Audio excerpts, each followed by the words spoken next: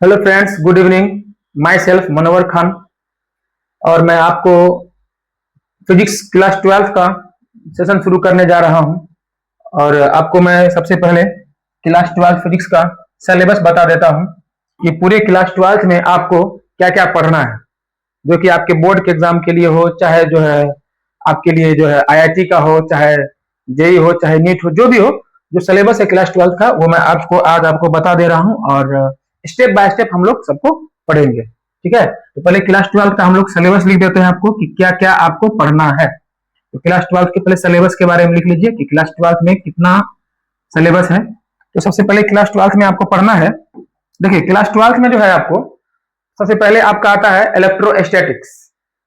ठीक है, जिसे स्थिर वृत्ति कहते हैं। उसके बाद आपको आता है विद्युत धारा यानी करंट इलेक्ट्रिसिटी। फिर उसके बाद आता है आपका प्रकाशिकी ऑप्टिक्स। फिर जो है आपको मॉडर्न फिजिक्स आता है, आधुनिक भौतिकी आता है। सभी सेक्शन से क्वेश्चन रहते हैं, आपको सब सवाल रहता है। तो इसमें जो है आपका इसमें सिलेबस जो है क्लास 12 का सबसे पहले है स्थिर वैद्युतिकी। क्या है? स्थिर वैद्युतिकी। वैद्युतिकी स्थिर वैद्युतिकी है, जिसे हम लोग इंग्लिश में इलेक्ट्रोस्टैटिक्स कहते हैं। क्या कहते हैं इसको? इंग्लिश में इलेक्ट्रोस्टैटिक्स कहते हैं। इलेक्ट्रोस्टैटिक्स कहते हैं, इलेक्ट्रोस्टैटिक्स। इलेक्ट्रोस्टैटिक्स है ना। इससे बेसिकली अगर मार्क्स देखा जाए तो 8 मार्क्स का सवाल आता है। ठीक है, कितने का आता है? 8 मार्क्स का सवाल आता है लगभग मान के चलो। अगर क्वेश्चन अगर डबल रहा तो 16 मार्क्स पूछेगा। दूसरा नंबर में आपका आता है इलेक्ट्रोस्टैटिक्स के बाद इसमें इलेक्ट्रोस्टैटिक्स में जो है आपको इसमें बहुत सारे सेक्शंस है, तो पूरा मैं डिस्कस नहीं करूंगा। जब मैं पढ़ाने लगूंगा तो सब बता दूंगा। ठीक है, तो उसके बाद है आपका इलेक्ट्रोस्टैटिक्स के बाद है करंट इलेक्ट्रिसिटी, जिसको हम लोग बोलते हैं विद्युत धारा। जिसको हम लोग बोलते हैं विद्युत धारा। विद्युत धारा, और इसे बोलते हैं इंग्लिश में हम लोग करंट इलेक्ट्रिसिटी या इलेक्ट्रिक करंट कहते हैं। इसे क्या बोलते हैं? Electric current. Electric current, electric current कहते हैं। इससे भी लगभग 26 मार्क्स के सवाल एग्जाम में देखने को मिलता है। अगर डबल रहा तो उसका दुगना हो जाएगा, डबल हो जाएगा। उसके बाद आपका जो है तीसरा नंबर में आपका आता है प्रकाशिकी। क्या आता है? प्रकाशिकी। प्रकाशिकी, प्रकाशिकी जिसे हम लोग इंग्लिश में ऑप्टिक्स कहते हैं। क्या कहते हैं? ऑप्टिक्स। ऑप्टिक्स ये भी रहता है। और इससे लगभग देखा जाए तो इसमें लगभग 16 नंबर का सवाल पूछा जाता है। 16 नंबर का लगभग देख सकते हैं, 8 नंबर का कह सकते हैं आप लोग, है ना। 8 नंबर का रहेगा तो डबल रहेगा तो 16 नंबर का हो जाएगा। ठीक है, तो 8 नंबर आप फिलहाल देख लीजिए। 8 नंबर रहेगा, डबल हो जाएगा तो 16 नंबर हो जाएगा। उसके बाद आपका आता है आधुनिक भौतिकी। बहुत इंपॉर्टेंट है आधुनिक भौतिकी। आधुनिक भौतिकी, आधुनिक भौतिकी इंग्लिश में से मॉडर्न फिजिक्स बोलते हैं। क्या बोलते हैं इसे? इंग्लिश में modern physics. Modern physics, modern physics.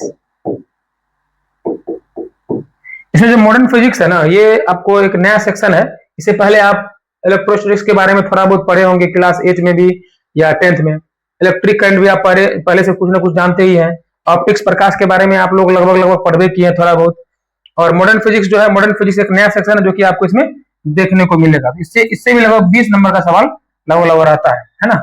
20 number का लगभग सवाल रहता है देखा जाए तो चलिए, ये था आपका क्लास 12 का सिलेबस। ये क्या था आपका क्लास 12 का पूरे फिजिक्स का सिलेबस था, जिसमें कि पहला था स्थिर वैद्युतिकी, इलेक्ट्रोस्टैटिक्स था। दूसरा है विद्युत धारा, तीसरा है प्रकाशिकी और चौथा है आधुनिक भौतिकी।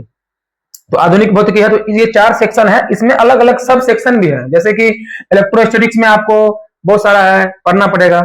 फिर इसके बाद इलेक्ट्रिक करंट में भी बहुत है अंदर में, प्रकाशिकी में भी बहुत सारा है, और मॉडर्न फिजिक्स में भी बहुत सारे चैप्टर हैं। तो चैप्टर हमने लिखे हैं, केवल टॉपिक जो हेडिंग है वो लिख दिया हूं, और इसके अंदर जब पढ़ाने लगेंगे तो एक एक करके हम लोग डिस्कस करेंगे। तो ये था आपका सिलेबस। सिलेबस एक बार फिर से देख लीजिए आप लोग। स्थिर वैद्युतिकी, विद्युत धारा, प्रकाशिकी और आधुनिक भौतिकी, ये आपका पूरा का पूरा क्लास 12 फिजिक्स का सिलेबस है। ठीक है, और इसमें हम आज जो शुरू करेंगे लेक्चर 1 में, सबसे पहले जो हम शुरू करेंगे प्रकाशिकी के बारे में। तो हम यहाँ शुरू करते हैं, क्योंकि उसके बाद फिर मॉडल शुरू कर देंगे, है ना। तो प्रकाशिकी शुरू करते हैं। तो चलिए हम लोग शुरू करते हैं प्रकाशिकी। क्या शुरू करेंगे? प्रकाशिकी। प्रकाशिकी ऑप्टिक्स स्टार्ट करने जा रहे हैं। तो प्रकाशिकी जिसे इंग्लिश में हम लोग क्या बोलते हैं? ऑप्टिक्स। क्या बोलते हैं? ऑप्टिक्स। तो ये पहला चैप्टर है ऑप्टिक्स। तो ऑप्टिक्स के बारे में आप लोग जान लीजिए कि ऑप्टिक्स क्या है। Optics is a branch of physics in which we study about light and energy. तो हम लोग ऑप्टिक्स में क्या पढ़ते हैं, लाइट और एनर्जी के बारे में हम लोग स्टडी करेंगे ऑप्टिक्स में, जिसे हम लोग हिंदी में प्रकाशिकी बोलते हैं। मतलब भौतिकी की वह शाखा जिसमें प्रकाश और ऊर्जा का अध्ययन किया जाता है। तो ऑप्टिक्स में किसका अध्ययन किया जाता है, प्रकाश और ऊर्जा का। किसका अध्ययन किया जाता है, प्रकाश और ऊर्जा का। प्रकाश और ऊर्जा का हम लोग अध्ययन करते हैं इसमें, यानी लाइट एंड एनर्जी का अध्ययन करते हैं। लाइट एंड एनर्जी का अध्ययन करेंगे इस पूरे सेक्शन में, ठीक है। लाइट एंड एनर्जी का अध्ययन करेंगे, ठीक है। तो ऑप्टिक्स के बारे में आप जान गए कि क्या क्या क्या पढ़ना है इसमें हम लोग। ऑप्टिक्स ब्रांच है किसका, फिजिक्स का, जिसमें हम लोग पढ़ते हैं लाइट और एनर्जी के बारे में, ठीक है। तो अब जानते हैं कि इस पूरे ब्रह्मांड में केवल दो ही चीजें आपको देखने को मिलेगी, एक है पदार्थ, दूसरा है ऊर्जा। एक है पदार्थ, दूसरा है ऊर्जा है। जो पदार्थ है वो हमको फिजिकली रूप से या भौतिक रूप से दिखता है। जैसे कोई वस्तु है जिसे आप देख लेते हैं, ठीक है, वो अलग अलग फॉर्म में पाया जाता है ना। ऐसे पदार्थ की 5 अवस्थाएं होती है, ठोस, द्रव, गैस, बीसी, है ना, प्लाज्मा इत्यादि। प्लाज्मा बीसी का अभी कोई एग्जिस्टेंस नहीं है, लेकिन सॉलिड लिक्विड गैस अभी फिलहाल है, जिसको हम लोग फिजिकल रूप से देखते हैं, ठीक है। ऊर्जा जो है, ऊर्जा दिखाई नहीं देता है। ऊर्जा क्या है, ऊर्जा इनविजिबल है, ऊर्जा आपको दिखाई नहीं देता है, ठीक है। लेकिन पदार्थ क्या है, दिखता है। तो पूरे ब्रह्मांड में दो ही चीजें हैं, पूरी दुनिया जो भरी हुई है वो दो चीजों से भरी हुई है, एक पदार्थ से और एक ऊर्जा से, ठीक है। तो ऊर्जा क्या होता है, अदृश्य होता है, ऊर्जा दिखाई नहीं देता है, ठीक है।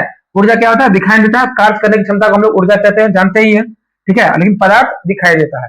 तो इस प्रकाशिकी में हम लोग पढ़ेंगे प्रकाश और ऊर्जा के बारे में, ठीक है। चलिए चलते हैं। सबसे पहले प्रकाश के बारे में आप जान लीजिए, प्रकाश क्या होता है। तो प्रकाश जो होता है, प्रकाश का बहुत सारा परिभाषा है, अपने हिसाब से आप देख सकते हैं प्रकाश को। प्रकाश का बहुत सारा परिभाषा है प्रकाश के बारे में। देखिए प्रकाश क्या है, प्रकाश वह विद्युत चुंबकीय तरंग है, ठीक है। वह विद्युत चुंबकीय, पहली बार प्रकाश के बारे में मैंने क्या बोला, विद्युत चुंबकीय तरंग, यानी इलेक्ट्रोमैग्नेटिक वेव, EMW। प्रकाश एक विद्युत चुंबकीय तरंग है जिसका तरंग दैर्घ्य कितना होता है जी, जिसका तरंग दैर्घ्य कितना होता है, 4000 एंगस्ट्रॉम से 7500 एंगस्ट्रॉम के बीच होता है। कितना होता है जी, प्रकाश का तरंग दैर्घ्य कितना होता है, जिसका तरंग दैर्घ्य 4000 एंगस्ट्रॉम से 7500 एंगस्ट्रॉम के बीच होता है। तो प्रकाश वह विद्युत चुंबकीय तरंग है जिसका तरंग दैर्घ्य 4000 एंगस्ट्रॉम से 7500 एंगस्ट्रॉम के बीच होता है, जो हमें देखने की अनुभूति प्रदान करता है, या जिसकी सहायता से हम लोग किसी वस्तु को देख सकते हैं, ठीक है। ऐसे आप कह सकते हैं कि प्रकाश वह पाथ या माध्यम है जो हमें देखने की अनुभूति प्रदान करता है, ठीक है। तो ये हो गया प्रकाश का परिभाषा। तो देखिए प्रकाश के बारे में अगर आप डिटेल में स्टडी कीजिएगा तो प्रकाश के बारे में सबसे पहले कौन वैज्ञानिक बताए थे, उसका नाम था न्यूटन। तो प्रकाश के बारे में सबसे पहले न्यूटन साहब बताए थे। सबसे पहले प्रकाश के बारे में न्यूटन ने बताया। न्यूटन ने ही कहा था कि प्रकाश क्या है, कण है। प्रकाश क्या है, न्यूटन ने क्या बताया था प्रकाश के बारे में। सबसे पहले किसने बताया प्रकाश के बारे में, तो न्यूटन ने बताया था। किसने दिया प्रकाश के बारे में अध्ययन, सबसे पहले न्यूटन ने किया था। और न्यूटन ने प्रकाश को क्या बताया, प्रकाश को बताया कण। क्या बताया, कण, यानी पार्टिकल, कण बताया, ये जो कण होता है, ठीक है। और न्यूटन ने प्रकाश के बारे में क्या कहा और बताया, प्रकाश क्या चलता है, सीधी रेखा में चलता है ना, सीधी रेखा में प्रकाश चलता है, सीधी रेखा में प्रकाश चलता है, ठीक है। तो सबसे पहले प्रकाश का अध्ययन न्यूटन ने किया, पहला वैज्ञानिक, और इसने बताया कि प्रकाश एक कण है। इसी ने बताया कि प्रकाश सीधी रेखा में चलता है। इसी ने बताया कि प्रकाश 7 रंगों के मिलने से बना है, यानी प्रकाश किसका मिश्रण है, प्रकाश जो है, प्रकाश 7 रंगों का मिश्रण है। किसका मिश्रण है जी, 7 रंगों का मिश्रण है। प्रकाश 7 रंगों का मिश्रण है ना। और 7 रंगों के मिलने से प्रकाश बना है। और इसी ने कहा था कि अगर प्रकाश की सतह से टकराएगा, अगर की सतह पर प्रकाश की किरणें आएगी तो वह क्या होगा, परावर्तित हो जाएगी, जिसे हम लोग परावर्तन कहते हैं। और ये आएगा, इसे आपतित किरण कहेंगे। इसे क्या कहेंगे, आपतित किरण कहेंगे। क्या कहेंगे, आपतित किरण, आपतित किरण, ठीक है। अगर टकराएगी तो इसे क्या बोलेंगे, परावर्तित किरण, परावर्तित किरण। और जहां पे दोनों पॉइंट इंसिडेंट करेगा, ये एक नॉर्मल हो गया और इसे बोलते हैं हम लोग आपतन बिंदु। ये हो गया आपतन बिंदु और ये हो गया परावर्तक सतह, इसे बोलते हैं हम लोग सतह बोलते हैं। क्या बोलते हैं, सतह। और ये हो गया आपतन बिंदु। तो सबसे पहले प्रकाश के बारे में न्यूटन ने अध्ययन किया और इसने बताया कि प्रकाश एक कण है, प्रकाश सीधी रेखा में गमन करता है, ठीक है, प्रकाश 7 रंगों का मिश्रण है। यदि किसी सतह पर प्रकाश पड़ता है तो वह उस सतह क्या करता है, प्रकाश को परावर्तित कर देता है, जिसे हम लोग परावर्तन कहते हैं, है ना, परावर्तन कहते हैं। फिर इसने कहा कि अगर प्रकाश अगर सीधी रेखा में चलता है तो उसके सामने अगर कोई वस्तु रख दीजिएगा तो उसका परछाई बनता है। क्या बनता है? परछाई बनता है। अगर वस्तु रख दीजिएगा तो उसका क्या बनेगा? परछाई बनेगा। मान लीजिए प्रकाश कोई चल रहा है, प्रकाश सीधी रेखा में चलता है न्यूटन के अकॉर्डिंग, अगर इसके सामने कोई वस्तु रख दीजिएगा, कोई चीज रख दीजिएगा, इसका उसके पीछे क्या बनेगा? एक शेडो बन जाएगा। क्या बन जाएगा जी? एक छाया बनेगा। और छाया का बनना यह साबित करता है कि प्रकाश क्या है? सीधी रेखा में चलता है। छाया का बनना यह बताता है कि प्रकाश सीधी रेखा में चलता है। ठीक है, प्रकाश सीधी रेखा में चलता है। तो न्यूटन का जो फेज माना जाता है, बेसिकली न्यूटन का जो फेज माना जाता है वह 1600 लेकर के 1700 ईस्वी का न्यूटन का एक अवस्था है। 1700 ईस्वी न्यूटन का फेज माना जाता है। इस फेज में न्यूटन का बहुत बोलबाला था और इस समय न्यूटन ही सबसे महान वैज्ञानिक माने जाते थे। इसीलिए न्यूटन ने जो अपना विचार दिया था प्रकाश के बारे में, तो सब उसको गहराई से अध्ययन किए, है ना। इसने बताया प्रकाश कण है तो सब कण माने। इसने बताया प्रकाश सीधी रेखा में चलता है और प्रकाश के सामने अगर कोई वस्तु रख दीजिएगा तो उसका एक छाया बनता है। छाया बनना यह साबित करता है कि प्रकाश सीधी रेखा में गमन करता है। इसी ने कहा प्रकाश 7 रंगों का मिश्रण है, 7 रंगों के मिलने से प्रकाश बना है। फिर इसी ने न्यूटन साहब ने ही बताया था कि प्रकाश जो है अगर किसी सतह पर प्रकाश पड़ती है, किसी सतह पर प्रकाश अगर पड़ेगा, मान लीजिए सतह है, ये कोटिंग किया हुआ एक साइड पेंट है, अगर इसे प्रकाश पड़ेगी तो ये प्रकाश क्या होगी? सतह से टकराकर वापस लौट जाएगी समांगी माध्यम में ही। इसे हम लोग बोलेंगे प्रकाश का परावर्तन कहेंगे। ठीक है, तो 1600-1700 ईस्वी के बीच में न्यूटन का बहुत अच्छा पीरियड था और इसने जो कुछ ही बताया सब उसको मानते चले गए। उसके बाद एक वैज्ञानिक आए, एक जो वैज्ञानिक आए उस वैज्ञानिक का नाम था हाइगेंस। क्या नाम था उस वैज्ञानिक का? हाइगेंस था। हाइगेंस जो आए तो हाइगेंस न्यूटन के बाद अपना प्रकाश के बारे में विचार दिए। हाइगेंस ने भी प्रकाश के बारे में अपना विचार प्रकट किया। तो हाइगेंस ने कहा था कि प्रकाश जो है वो तरंग है। क्या है? तरंग है। प्रकाश क्या है? तरंग है। प्रकाश एक तरंग है। जबकि न्यूटन ने क्या कहा था? प्रकाश कण है। बात यहीं पे कॉन्ट्राडिक्शन शुरू हो गया। न्यूटन सबसे पहले प्रकाश के बारे में अध्ययन किया और प्रकाश को कण माना और यही बताया कि प्रकाश सीधी रेखा में चलता है। ठीक है, उसके बाद जो वैज्ञानिक आए हाइगेंस, उसने बताया प्रकाश तरंग है और प्रकाश चलता कैसे है? प्रकाश टेढ़ा चलता है, यानी तरंग के रूप में चलता है, टेढ़ा चलता है। जबकि न्यूटन साहब ने क्या कहा कि प्रकाश सीधा चलता है। तो दोनों में अंतर है और हाइगेंस ने बता दिया कि न्यूटन साहब गलत बता रहे हैं। हाइगेंस ने क्या कहा? न्यूटन साहब गलत बता रहे हैं। और क्यों गलत बता रहे हैं? क्योंकि यह प्रूव भी किया। इसने कहा कि अगर प्रकाश सीधी रेखा में चलता, अगर कण है सीधी रेखा में चलता, तो पेड़ के पत्ते का जो छाया बनता है, जो पेड़ के पत्ते का छाया बनता है, जो पेड़ है, पेड़ का जो पत्ता है, ये पेड़ का पत्ता है, पेड़ के पत्ते का जो छाया बनता है, तो इसका जो डिजाइन बनता है छाया, वह गोल बनता है। तो गोल क्यों बनता है? तो डिजाइन कहां चला गया? हाइगेंस का कहना था कि न्यूटन साहब हमको जवाब दे कि पेड़ के पत्ते का परछाई गोल क्यों बनता है। अगर प्रकाश सीधी रेखा में चलता तो एक एक डिजाइन निकल के आता परछाई में। ऐसा तो नहीं होता है, परछाई तो गोल बनता है। फिर इसने बताया कि कोई भी चाकू जो है या तलवार है, उसका जो धार है, एक्चुअल में जब परछाई उसका बनता है तो धार भी नहीं दिखता है, जो कि दिखना चाहिए अगर सीधी रेखा में चलता है। तो इसने बताया, हाइगेंस ने कहा कि ऐसा जो होता है वह विवर्तन के कारण होता है। इसका जो कारण बताया कि पेड़ का पत्ता गोल क्यों होता है, कोई भी जो परछाई बनती है वो गोल क्यों बना पेड़ के पत्ता का, तो उसको बताया उसने कि विवर्तन के कारण ऐसा होता है। न्यूटन साहब से पूछा तो न्यूटन साहब इसका जवाब नहीं दिए। ठीक है, न्यूटन साहब इसको अपवाद करके निकल गए। ठीक है, तो हाइगेंस ने प्रकाश को तरंग। उसके बाद एक वैज्ञानिक आए, उस वैज्ञानिक का नाम था आपको, ये जो पीरियड है आपका, ये पीरियड आपका चल रहा था 1600-1700 ईस्वी के बाद का पीरियड है। 1600-1700 ईस्वी के यह बाद का पीरियड है। ठीक है, और इतना कह के जो है ये दोनों वैज्ञानिक मर गए। मरने के बाद दोनों वैज्ञानिक मर गए, लेकिन दोनों वैज्ञानिक ने जो सिद्धांत दिया था वो सिद्धांत इन दोनों वैज्ञानिक का जिंदा रहा। सिद्धांत क्या हुआ? इन दोनों वैज्ञानिक का जिंदा रहा। ठीक है, सिद्धांत क्या रहा? इसका जिंदा रहा। उसके बाद 1700 ईस्वी बीतने के बाद एक वैज्ञानिक आए, तो दोनों ने अपना अपना सिद्धांत दिया। सबसे पहले न्यूटन ने बता दिया, उसके बाद हाइगेंस आए। हाइगेंस बिल्कुल पूरी तरह से न्यूटन के सिद्धांत को गलत कर दिया, क्योंकि न्यूटन ने प्रकाश को कण माना था और हाइगेंस इसे तरंग मान लिया। न्यूटन ने प्रकाश को कहा कि सीधी रेखा में चलता है, लेकिन हैगेस ने बताया नहीं, यह टेढ़ा चलता है। और हैगेस बोला कि न्यूटन साहब इसके बारे में गलत बता रहे हैं, लेकिन उस समय में न्यूटन साहब का बहुत बोलबाला था, इसीलिए सारे लोग न्यूटन साहब के फेवर में आ गए, पक्ष में आ गए, ठीक है। और हैगेस के बात को सब गलत साबित कर दिया, क्योंकि उस समय हैगेस एक नया वैज्ञानिक था, इसका उतना ज्यादा चलती नहीं था उस समय में, ठीक है। फिर क्या हुआ कि दोनों वैज्ञानिक मर गए। दोनों वैज्ञानिक क्या हुए? मर गए। मरने के बाद लगभग 1700 ईस्वी की बात है, 1700 ईस्वी के बाद, 1700 ईस्वी के बाद की बात है, दोनों वैज्ञानिक मर गए। मरने के बाद दोनों मर तो गए, लेकिन दोनों का जो थ्योरी था प्रकाश के बारे में दिया हुआ, वो दोनों जिंदा रहा और लोग उसको पढ़ते रहे।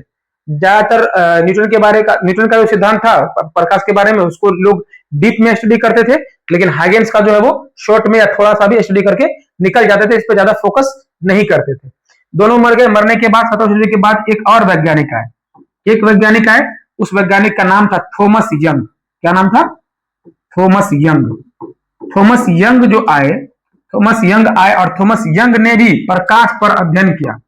थॉमस यंग ने प्रकाश पर अध्ययन किया और इसने भी प्रकाश को क्या कहा? इसने भी प्रकाश को तरंग कहा। क्या कहा? तरंग कहा। थॉमस यंग हैगेस के बाद आए, हैगेस के बाद आया, उसने कहा प्रकाश क्या है? तरंग है। प्रकाश क्या है? तरंग है। और इसने कहा कि जब प्रकाश की किरण किसी एक बिंदु से टकराती है या किसी एक पॉइंट ऑफ सोर्स से प्रकाश की किरण निकलती है, तो जो इसका जो तीव्रता होता है कहीं पर कम होती है, कहीं पर अधिक होती है, कहीं पर कम होती है, कहीं पर अधिक होती है। इसको हम लोग विवर्तन कहते हैं, सॉरी इंटरफेरेंस कहते हैं। इसने थॉमस यंग ने किसका खोज किया था? व्यतिकरण का खोज किया था। इसको हम लोग अंग्रेजी में बोलते हैं इंटरफेरेंस, इसको इंग्लिश में बोलते हैं इंटरफेरेंस। इंटरफेरेंस और इंटरफेरेंस व्यतिकरण, व्यतिकरण का खोज थॉमस यंग ने किया था। और इसने बताया कि जो व्यतिकरण की जो घटना होती है वह केवल तरंग में ही संभव है। किसमें संभव है? तरंग में ही संभव है, कण से संभव नहीं है। और ये बता भी दिया कि किसी एक बिंदु स्रोत से निकलने वाली प्रकाश की किरण जब चलती है तो कहीं पर प्रकाश की तीव्रता अधिक होती है, ये इंटेंसिटी को दिखाना, ये तीव्रता अधिक होती है, और कहीं प्रकाश की तीव्रता कम होती है। फिर प्रकाश की तीव्रता कहीं पर अधिक होती है और कहीं पर क्या होती है? कम होती है। यानी प्रकाश कहीं पर बहुत अधिक चमकता है, कहीं पर कम चमकता है, कहीं पर अधिक चमकता है, कहीं पर कम चमकता है। इस घटना को हम लोग व्यतिकरण कहते हैं। और यह जो घटना है प्रकाश का कहीं अधिक तीव्रता होना, कहीं कम तीव्रता होना, ये जो घटना है ये सिर्फ व्यतिकरण कहलाता है। और ये व्यतिकरण की घटना किसमें संभव है? सिर्फ और सिर्फ तरंग से संभव है। तो एक और वैज्ञानिक है जो हैगेस के पक्ष में अपना विचार दिए, थॉमस यंग। और इसने किस घटना का खोज किया? व्यतिकरण का खोज किया। और इसने बताया कि व्यतिकरण के कारण ही जो साबुन का जो बुलबुला है, साबुन का बुलबुला, साबुन का बुलबुला यानी जो बबल्स होता है साबुन का, सोप बबल्स, वह रंगीन होता है या चमकता है, रंगीन होता है। मोर का पंख चमकता है, मोर का पंख चमकता है, साबुन का बुलबुला रंगीन दिखाई देता है। सड़क पर अगर कोई तेल वगैरह अगर गिरा हुआ है तो वो चमकता है। ये सब व्यतिकरण के कारण चमकता है जब प्रकाश की किरण से पड़ती है तो। और व्यतिकरण किससे संभव है? तरंग से, कण से तो है नहीं। फिर जो है उसके बाद इस घटना को खोज करने के बाद थॉमस यंग ने अपना विचार दे दिया, तो लगभग उसका पक्ष मजबूत हो गया। फिर बाद में इससे पूछा गया, न्यूटन के पक्षधर से पूछा गया कि भाई बताइए कि साबुन का बुलबुला रंगीन क्यों दिखाई देता है, मोर का पंख क्यों चमकता है, तो बताइए क्या यह कण से संभव है? तो न्यूटन के पक्षधर वालों के पास इसका कोई जवाब नहीं था। इसका कोई क्या है? कोई जवाब नहीं था, ठीक है। फिर उसके बाद 1800 ईस्वी के आते आते 1800 ईस्वी आ गया, 1700 के बाद हैगेस आए, 1700 के बाद फिर 1800 ईस्वी के आते आते एक और घटना का खोज हो गया, एक घटना का और खोज हो गया। और उस घटना का नाम है प्रकीर्णन। क्या है? प्रकीर्णन। प्रकीर्णन, प्रकीर्णन का मतलब होता है स्कैटरिंग, SCATTERING, स्कैटरिंग, स्कैटरिंग। प्रकीर्णन क्या है? तो प्रकीर्णन के बारे में हम डिस्कस करते हैं।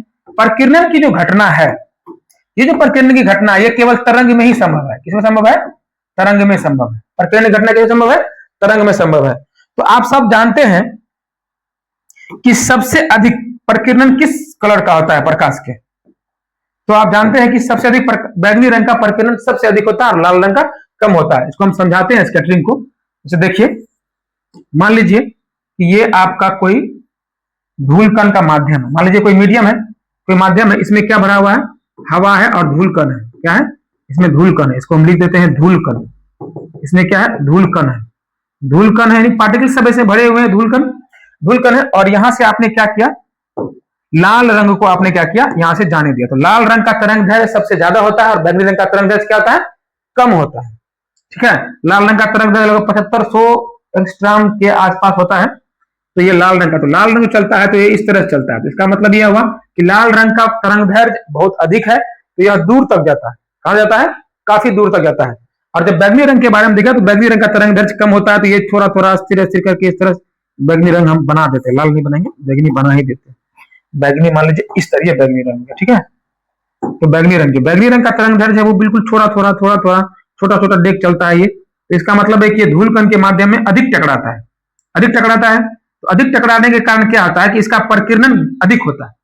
प्रकीर्णन क्या होता है, अधिक होता है। और लाल रंग का प्रकीर्णन कम होता है। ये क्या है, ये लाल रंग है, ये लाल रंग है आपका, और ये बैगनी रंग है। तो देख सकते हैं कि जो स्कैटरिंग हो रहा है वो बैगनी रंग का बहुत अधिक हो रहा है धूल कण में, और लाल रंग का बहुत कम हो रहा है। इसी के कारण सिग्नल में जो हम लोग यूज करते हैं, सिग्नल लेने के लिए हम लोग दूर तक देखने के लिए लाल रंग का यूज करते हैं। ठीक है, और सूर्य जो है उगते समय और डूबते समय लाल दिखाई देता है, क्योंकि उस समय उगते समय और डूबते समय सूर्य काफी दूर होता है, जिस कारण से ये लाल रंग दिखाई देता है और हम उसको देख पाते हैं। और बैगनी रंग क्या है, बैगनी रंग ज्यादा दूर तक नहीं जाता है, इसीलिए हम हर जगह बैगनी रंग का यूज नहीं करते हैं। तो इसका मतलब हुआ कि बैगनी रंग का प्रकीर्णन अधिक और लाल रंग का प्रकीर्णन कम होता है। तो ये भी घटना जो है, ये भी घटना तरंग में ही संभव था। ठीक है, ये घटना किसमें संभव था, तरंग में संभव था। ठीक है, ये सब सवाल न्यूटन के पक्षधर से पूछा गया कि बताइए कि स्कैटरिंग की घटना जो तरंग से हुई है कण से बताइए, कि सूर्य उगते समय डूबते समय लाल क्यों दिखाई देता है, ट्रैफिक सिग्नल में लाल रंग का प्रयोग क्यों करते हैं। तो उसके पास इस चीज का कोई जवाब नहीं था। फिर बाद में एक और घटना की खोज हो गई, जो और जो है इसने क्या किया, हाइगेंस के पक्ष को मजबूत कर दिया, और उस घटना का नाम था ध्रुवन। इसके बाद किसी घटना हो गई, इस घटना का नाम था ध्रुवन। इसके बाद जिस घटना का खोज हुई उसका नाम था ध्रुवन। ध्रुवन को हम लोग इंग्लिश में बोलते हैं पोलराइजेशन। ध्रुवन की घटना की खोज होने के बाद यह सिद्ध हो गया कि प्रकाश सच में तरंग है। क्या है, सच में तरंग है। यानी न्यूटन साहब जो कण बोल के गए थे वो गलत बता के गए थे। ठीक है, वो गलत बता के गए थे, और यहाँ ये जो तरंग है वो सही है, जबकि उसको लगा कि न्यूटन साहब गलत बोले। तो ध्रुवन की घटना की खोज होने के बाद प्रकाश को तरंग कहा गया। प्रकाश को क्या कहा गया, तरंग कहा गया। और कौन सा तरंग, बल्कि नाम भी इसको मिल गया। प्रकाश कौन सा तरंग है, तो प्रकाश एक अनुप्रस्थ तरंग कहा गया। प्रकाश क्या तरंग हो गया, अनुप्रस्थ तरंग है ना, ट्रांसवर्स वेव। प्रकाश एक प्रकार का तरंग है जिसकी प्रकृति क्या हो गई, अनुप्रस्थ हो गई। तो ध्रुवन की घटना की खोज हुई, और ध्रुवन की घटना के बाद यह सिद्ध हो गया कि प्रकाश एक तरंग है, और कौन सा तरंग है, तो बल्कि अनुप्रस्थ तरंग है। तो बाद में अब क्या हुआ कि तीन वैज्ञानिक, हाइगेंस के बाद आपको जो है क्या बोलते हैं इसको, हाइगेंस के बाद आपका जो है थॉमस यंग इंटरफेरेंस का खोज किया। थॉमस यंग के बाद आपका जो है कौन वैज्ञानिक है जी, क्या बोले थे इसको अभी, थॉमस यंग के बाद जो वैज्ञानिक आए थे उसके बाद, हाँ, थॉमस यंग ने व्यतिकरण का खोज किया। और व्यतिकरण के खोज करने के बाद जो आपका क्या हो गया, प्रकीर्णन का खोज हुआ। प्रकीर्णन का खोज होने के बाद फिर किसका खोज हो गया, ध्रुवन का खोज हो गया। इन सभी खोजों ने यह सिद्ध कर दिया कि प्रकाश क्या है, इन सभी खोजों ने सिद्ध कर दिया कि प्रकाश क्या है, एक तरंग है। प्रकाश क्या है, एक तरंग है। ठीक है, फिर 1800 ईस्वी जाते जाते 1900 ईस्वी का फिर आता है, किसका, 1900 ईस्वी का काल आता है। 1900 ईस्वी का काल आता है। 1900 ईस्वी के काल में जो सबसे महत्वपूर्ण और प्रसिद्ध और फेमस वैज्ञानिक थे उसका नाम था आइंस्टीन। क्या नाम था, अल्बर्ट आइंस्टीन। क्या नाम था, Albert Einstein, EINSTEEN, Albert Einstein. अब 1900 ईस्वी का सबसे महान वैज्ञानिक अल्बर्ट आइंस्टीन था, और अल्बर्ट आइंस्टीन उस समय में सबसे प्रसिद्ध थे। जिस प्रकार से 1600-1700 ईस्वी में न्यूटन साहब थे, तो उसी प्रकार से 1900 ईस्वी में अल्बर्ट आइंस्टीन साहब थे। और ये इस समय का सबसे महान वैज्ञानिक कहलाता था, क्योंकि इसको गॉड का दर्जा लोग देते थे। उस समय में गॉड का दर्जा देते थे, गॉड, GOD, गॉड, जिसका फुल फॉर्म होता है, G फॉर होता है जनरेटर। क्या होता है, जनरेटर। G फॉर होता है जनरेटर, और O फॉर होता है ऑपरेटर, और D फॉर होता है डिस्ट्रॉयर, TROYER, डिस्ट्रॉयर। तो इन तीनों में से एक चीज पर आइंस्टीन का अधिकार था, मतलब एक चीज आइंस्टीन कर सकता था, डिस्ट्रॉयर। बाकी वैज्ञानिक उस समय में जनरेटर और ऑपरेटर में लगे हुए थे, इसी समय में चूंकि इसका बहुत ज्यादा मतलब नाम था आइंस्टीन का, क्योंकि उस समय में इसने एक सिद्धांत दिया था जिसको हम लोग बोलते हैं एक फॉर्मूला दिया था जिसका नाम था E=mc², द्रव्यमान ऊर्जा सिद्धांत, जिसको हम लोग बोलते हैं द्रव्यमान ऊर्जा सिद्धांत, है ना। एनर्जी मास इक्वेशन इसके बारे में बताया था, E=mc², ये उसका फॉर्मूला था। इसने कहा था, अल्बर्ट आइंस्टीन ने कहा था कि इसने कहा था कि अगर हम किसी पदार्थ को ऊर्जा में बदल देंगे, क्या कर देंगे, पदार्थ को, यानी कोई पदार्थ रहेगा तो कोई मास, अगर कोई मास है, कोई पदार्थ है जिसमें कुछ ना कुछ द्रव्यमान तो होता ही है, तो हम मास को किस में चेंज कर देंगे जी, मास को हम लोग एनर्जी में यानी ऊर्जा में बदल देंगे। तो मैंने आपको बताया था कि दुनिया में दो ही चीजें हैं, एक पदार्थ है, दूसरा ऊर्जा है, और जो ही पदार्थ है उसमें द्रव्यमान तो होता ही है। तो आइंस्टीन ने क्या किया था, आइंस्टीन ने द्रव्यमान ऊर्जा संबंध से यह सिद्ध कर दिया था कि किसी पदार्थ के द्रव्यमान को, यानी किसी पदार्थ को ऊर्जा में बदल देंगे, और इसने करके भी दिखाया, मतलब मास को एनर्जी में चेंज कर दिया। अब मास को एनर्जी में चेंज कर दिया, क्योंकि एनर्जी तो दिखाई नहीं देता है, एनर्जी को आप देखते नहीं है, एनर्जी इनविजिबल है, तो इसका मतलब है कि किसी भी व्यक्ति को ये गायब कर सकता है। तो इसने कहा था कि अगर आप किसी भी पदार्थ के द्रव्यमान को प्रकाश के वेग के वर्ग से गुना करते हैं तो क्या बन जाता है, वो ऊर्जा बन जाता है। इसीलिए फॉर्मूला बना E=mc²। तो इसके कारण इसको उस समय में नोबेल प्राइज मिला था। क्या मिला था, नोबेल प्राइज मिला था, नोबेल प्राइज मिला था इसको, अल्बर्ट आइंस्टीन को, ये E=mc² का जो समीकरण सिद्ध करने में और मास को एनर्जी में बदलने के लिए। तो उस समय में यह सबसे फेमस वैज्ञानिक था, और 1900 ईस्वी का फेज आ चुका था। कहा, न्यूटन साहब 1600 लेकर के 1600-1700 ईस्वी का फेज न्यूटन साहब का था, और न्यूटन साहब ने इस समय में प्रकाश का अध्ययन किया और प्रकाश को क्या माना था, कण माना था। कण मानने के बाद इसने प्रकाश को बोला प्रकाश सीधी रेखा में चलता है। फिर इसी ने कहा कि प्रकाश 7 रंगों का मिश्रण है। फिर इसी ने कहा कि प्रकाश जब किसी सतह से टकराती है, टकराने के बाद लौटती है, जिसे हम लोग प्रकाश का क्या बोलते हैं, परावर्तन कहते हैं। ये सब बात न्यूटन साहब 1600 लेके 1700 ईस्वी के बीच में बता दिए थे। उसके बाद 1700 के आते आते एक वैज्ञानिक आ गए थे, हाइगेंस ने इस पर अध्ययन किया, प्रकाश पर। फिर इसने बता दिया कि प्रकाश जो है कण नहीं है, तरंग है। न्यूटन साहब गलत बता रहे हैं, लेकिन उस समय न्यूटन साहब का तो बड़ी बोलबाला था। तरंग के बाद, हाइगेंस के बाद तो कौन मानता कि प्रकाश तरंग है, तो सब इसके बाद हाइगेंस को गलत साबित कर दिया, ठीक है। तो इसके बाद फिर 1700 ईस्वी खत्म हो गया, फिर दोनों मर गए, दोनों का सिद्धांत जिंदा रहा। उसके बाद फिर एक वैज्ञानिक आया, थॉमस यंग साहब ने क्या किया, एक घटना का खोज किया जिसका नाम है व्यतिकरण। क्या था, व्यतिकरण। तो व्यतिकरण का खोज किए थे यंग साहब ने। जब व्यतिकरण का खोज किया तो व्यतिकरण से सिद्ध हो गया प्रकाश क्या है, तरंग है। इसने बता दिया कि व्यतिकरण दो प्रकार के होते हैं, एक होते हैं संपोषी, एक होते हैं विनाशी। संपोषी व्यतिकरण में क्या होता है कि प्रकाश की तीव्रता अधिक होती है, और विनाशी प्रकाश की तीव्रता कम होती है, ठीक है। इसने यह बता दिया। फिर इसने कहा कि व्यतिकरण की घटना केवल तरंग में संभव है। इसका इसने एग्जाम्पल दिया कि साबुन का बुलबुला रंगीन दिखाई देता है, मोर का पंख चमकता है, रोड पर अगर कोई तेल गिरा हुआ है तो वह चमकता है। तो ये सब चीज चमकना, अधिक चमकना या कम चमकना, ये सब व्यतिकरण के कारण होता है, और यह केवल तरंग में संभव है। तो यही पक्ष मौजूद हो गया। उसके बाद फिर जो खोज हुआ व्यतिकरण का, स्कैटरिंग का हो गया, प्रकीर्णन का। प्रकीर्णन में यह साबित हो गया कि लाल रंग का तरंग दैर्घ्य चूंकि सबसे अधिक होता है तो लाल रंग दूर तक जाता है, इसीलिए लाल रंग का यूज हम लोग सिग्नल में करते हैं, ठीक है। और बैगनी रंग का तरंग दैर्घ्य सबसे कम होता है, तो बैगनी रंग किसी माध्यम में अधिक फैलता है, इसीलिए स्कैटरिंग, और यह भी तरंग में संभव है।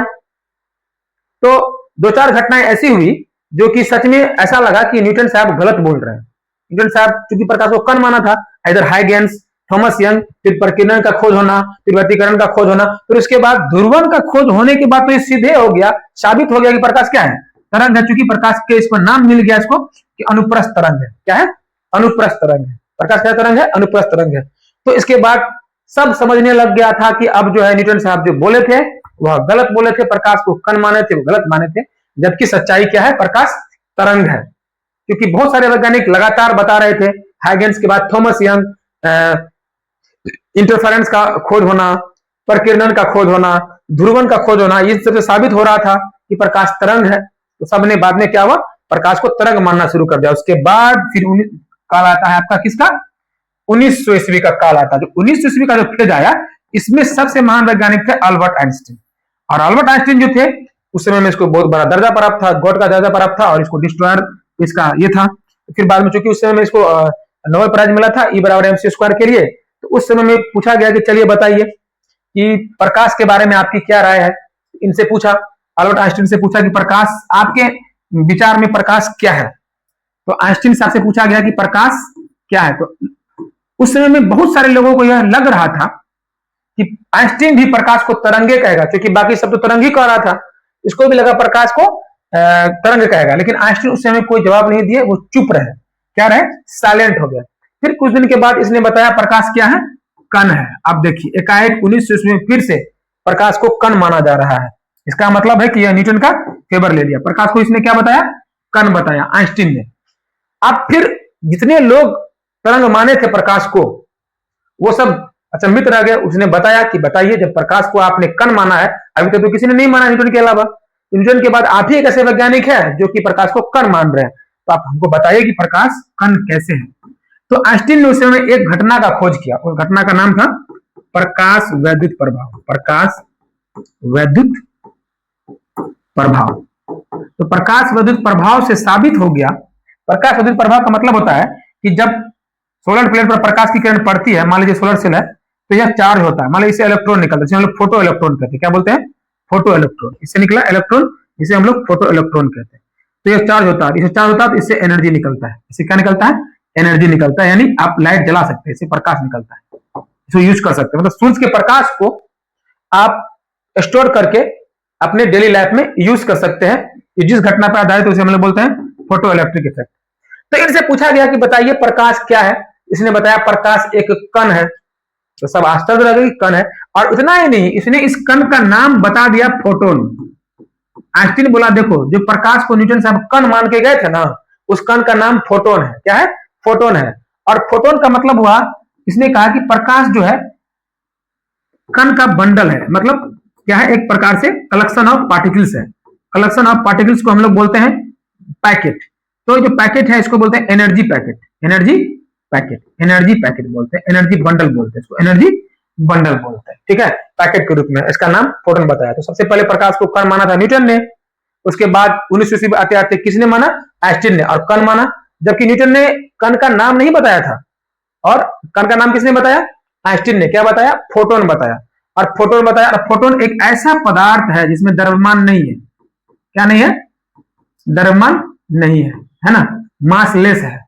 जरा आप ही बताइए, अगर सूर्य के प्रकाश का जो कण का नाम फोटोन है, अगर उसमें द्रव्यमान रहता तो आप लोग धूप में निकलते हैं तो ऊपर से जो मास टपकता था, आपका कपार फूटता, कुछ भी होता, चोट लगती। चोट तो लगता नहीं है। इसका मतलब जो सूर्य का प्रकाश है, जिस कण से बना है उसका फोटोन है, उसमें द्रव्यमान नहीं है। तो फिर बाद में क्या हुआ कि आइंस्टीन ने एकाएक आकर के क्या किया? प्रकाश को एकाएक कण मान दिया। जब कण मान दिया, जब कण मान लिया तो फिर सब आश्चर्य हो गए। एकाएक तरंग वाला सब अपने आप में सोचने लगे, अरे फिर से कण मान दिया, फोटोन बता रहा है। जबकि मैंने प्रकीर्णन का खोज किया, विवर्तन का खोज किया, ध्रुवन का खोज हो गया, और ध्रुवन में तो पता चल गया कि प्रकाश अनुप्रस्थ तरंग है। फिर ये कण कैसे मान रहा है? अब इतना बड़ा वैज्ञानिक कण बोल रहा है, इसका मतलब फिर तो कोई ना कोई प्रॉब्लम है। तो समस्या खड़ी हो गई। इसका मतलब हुआ कि प्रकाश में कण और तरंग दोनों में आपस में कॉन्ट्राडिक्शन चलने लगा। फिर उसके बाद एक वैज्ञानिक आए, मैक्सवेल। क्या है? एक मैक्सवेल आए। मैक्सवेल साहब क्या किए? मैक्सवेल साहब ने बताया कि प्रकाश कण है, ये तरंग है। मैक्सवेल ने क्या कहा? मैक्सवेल साहब बोले, आइंस्टीन के बाद उसी समय में एक वैज्ञानिक था जिसका नाम था मैक्सवेल। क्या था? मैक्सवेल। मैक्सवेल है ना, जेम्स क्लर्क मैक्सवेल। मैक्सवेल ने कहा प्रकाश एक प्रकार का तरंग है, और उस तरंग का नाम इसने क्या बोला?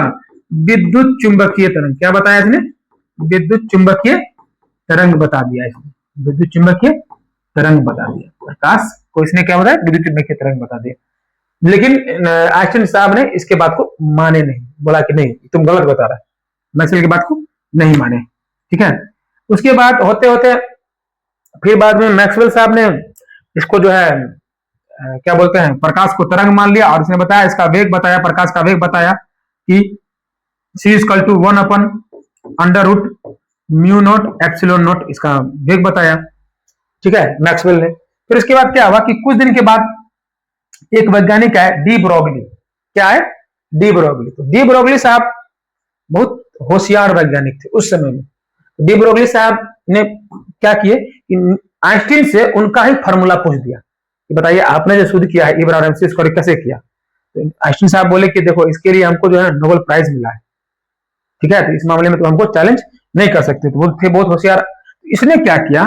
डी ब्रोगली ने क्या किया? डी ब्रोगली सबसे खतरनाक वैज्ञानिक हम इसको मानते हैं। तो डी ब्रोगली क्या किए, ये कण के सिद्धांत से, कण के सिद्धांत से जो न्यूटन दिए थे, कण के सिद्धांत से तरंग का खोज कर दिए, तरंग का खोज कर दिए, खोज कर दिया। और खोज करने के बाद यह बता दिए कि तुम लोग जो आपस में लड़ रहे हो, कोई किसी प्रकाश को कण कह रहा है, कोई प्रकाश को तरंग कह रहा है, जो लड़ रहे हो ना, तुम लोग का लड़ना वाजिब है। क्योंकि प्रकाश जो है, प्रकाश जो है, प्रकाश का जो नेचर है ना, प्रकाश का जो प्रकृति है, प्रकाश का जो प्रकृति है ना, ये द्वैत प्रकृति है। कैसा प्रकृति है जी? द्वैत प्रकृति है, द्वैत प्रकृति। प्रकाश एकमात्र ऐसा पदार्थ है जिसमें द्वैत प्रकृति है, जिसको हम लोग बोलते हैं डुअल नेचर। क्या बोलते हैं? Dual nature, dual nature of the light.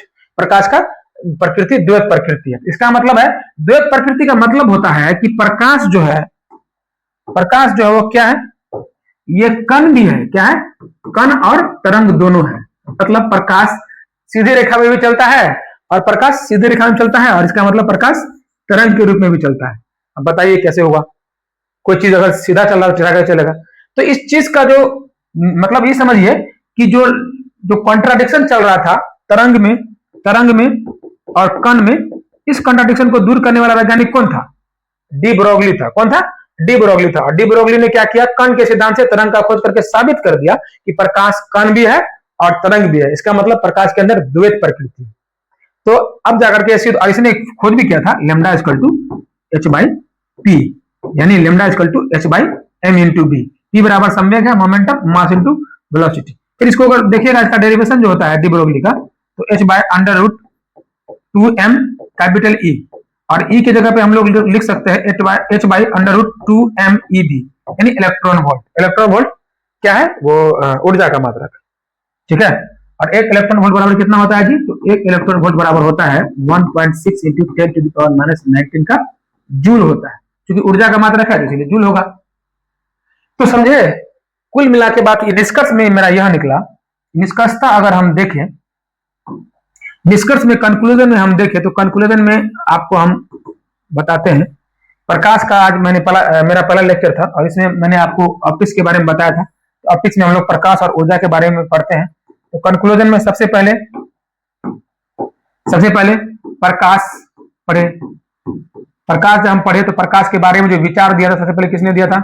Newton ने। किसने दिया था भाई? न्यूटन ने। और न्यूटन ने प्रकाश को क्या माना था? न्यूटन ने प्रकाश को कण माना। इसके अनुसार प्रकाश कैसे चलता है? सीधा चलता है। इसके अनुसार प्रकाश किसका मिश्रण है भाई? 7 रंगों का मिश्रण है। किसका मिश्रण है? 7 रंगों का मिश्रण है। इसके अनुसार प्रकाश में क्या होता है? परावर्तन होता है। क्या होता है? परावर्तन होता है। मतलब जब सतह से टकरा गया तो परावर्तन हो गया, अगर दूसरे सतह के अंदर घुस गया तो अपवर्तन भी होता है। क्या होता है? अपवर्तन भी होता है, ठीक है। और इसके अनुसार अगर किसी पदार्थ के सामने प्रकाश को गुजार रहे हैं और उसके सामने कोई वस्तु रखिएगा तो उसका छाया बनेगा, और छाया बनना यह सिद्ध करता है प्रकाश सीधे रेखा में गमन करता है। तो आप लोग बचपन में किए होंगे, कोई एक कैंडल ले लिए होंगे, इस तरह से कोई कैंडल ले लिए होंगे, कैंडल जल रहा होगा और इसके सामने आपने क्या किया? एक बड़ा सा क्या किया आपने? एक पाइप लगा दिया, और इस पाइप से यहाँ पे आंख रख करके आप देखे होंगे, कभी इस तरह से आंख रख कर देखे होंगे, तो प्रकाश यहाँ पे एक कैंडल जलता हुआ आपको दिखा होगा। इसका मतलब है कि प्रकाश सीधी रेखा में चलता है, ठीक है। तो न्यूटन ने प्रकाश के बारे में बताया, प्रकाश कण है, प्रकाश सीधी रेखा में चलता है, प्रकाश 7 रंगों का मिश्रण है, प्रकाश के अंदर परावर्तन होता है, जब सतह से टकराता है तो अगर दूसरे सरफेस के अंदर घुस गया यानी दूसरे माध्यम में चला गया तो प्रकाश में अपवर्तन भी होता है। लेकिन ये 1617 ईस्वी में ये सारा विचार दिए थे, 1617 ईस्वी में, ठीक है। ये एक में विचार दिए। 17 ईस्वी में एक और वैज्ञानिक आ गए थे, इसका नाम था हाइगेंस। जब हाइगेंस आ गए थे तो हाइगेंस साहब प्रकाश को तरंग मान लिए थे। क्या मान लिए थे जी? तरंग मान लिए थे। जब तरंग मान लिए थे प्रकाश को हाइगेंस साहब, तो इसका मतलब न्यूटन की बात गलत हो गई, क्योंकि न्यूटन ने कण माना था ना, और हाइगेंस ने क्या माना? तरंग मान लिया। जब ये तरंग मान लिया, उसके बाद हाइगेंस के बाद एक वैज्ञानिक और आ गए थे, जिसका नाम था थॉमस यंग। थॉमस यंग ने क्या खोज कर दिया? तो व्यतिकरण का खोज कर दिया। किसका खोज कर दिया? व्यतिकरण का खोज कर दिया। और व्यतिकरण किसमें संभव है? तो तरंग में संभव है। इसने एग्जाम्पल भी दिया कि मोर का पंख चमकता है, साबुन का मलूला रंगीन दिखाई देता है, बहुत सारी चीजें जो चमकना, कभी प्रकाश की तीव्रता कम कभी अधिक, जिस कारण से ये तरंग में संभव है। उसके बाद फिर विवर्तन का खोज हो गया, स्कैटरिंग विवर्तन का, विवर्तन का खोज हुआ। विवर्तन डिफ्रैक्शन, डिफ्रैक्शन भी तरंग में संभव है, डिफ्रैक्शन भी तरंग में संभव है। उसके बाद स्कैटरिंग का भी खोज हो गया, स्कैटरिंग, प्रकीर्णन, तो प्रकीर्णन भी तरंग में संभव था। उसके बाद ध्रुवण का खोज हो गया, ध्रुवण भी तरंग में संभव था। मतलब लगातार तरंग का पक्ष मजबूत होता चला जा रहा था। अब ये 1700 से लेकर 1800 ईस्वी की बात है।